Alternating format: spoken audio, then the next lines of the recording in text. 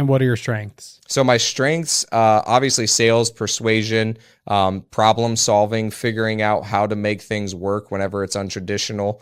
I would say speaking and motivating. I'm very good at like, what do you want? And then I'll design a plan for you on how to get it. And I can help show you that it's possible.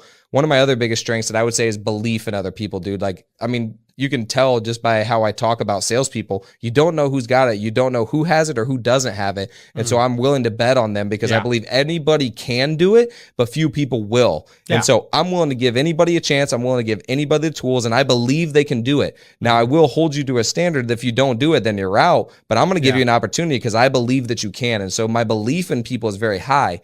Now, that does come at a weakness. That kind of sounds like an interview. Like, what's your greatest strength? Well, it leads into my weakness, you know, but it seriously is a weakness in some sense, because if I believe that you're capable of this and you're performing right here, I'm going to say, dude, what the frick are you doing?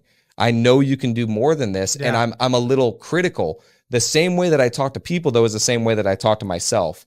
And so I have a lot of belief in my own abilities and like who God created me to be. And so then I'm like, man, like I hold myself to a very high standard. And I talk to myself sometimes in like a sense of like, sometimes it's negative, but a lot of times it's still positive because it's, again, reaching after my potential. And so my belief in people's abilities is so freaking high that I'm going to hold them to that same standard that I believe they're capable of. And I believe they're capable of a lot. So I'd say that's my biggest strength. And people know that when they're around me, like Tony actually said this one time and it meant a lot to me, was just like when he's with me, he feels like he's invincible, which is like a pretty cool compliment. It's also what I found creates a little bit of codependency. And so without me, they feel like they can't do it. And so now I'm working on, I believe that leaders create leaders. And so I want to create that confidence that you don't need me.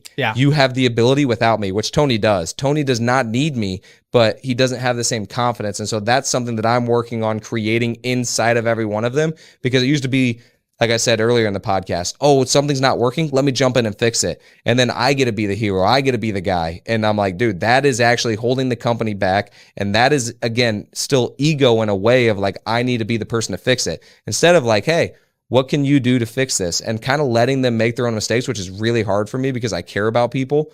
But I have to let them learn the lessons the hard way. And sometimes it's on our money. But in the end, it's going to teach them how to develop and think through the problems themselves instead of me just solving the problem and coming and being the thinker to solve every problem. When it gets to a certain point, that's when I want to deal with it. But I don't need to know about all the little problems.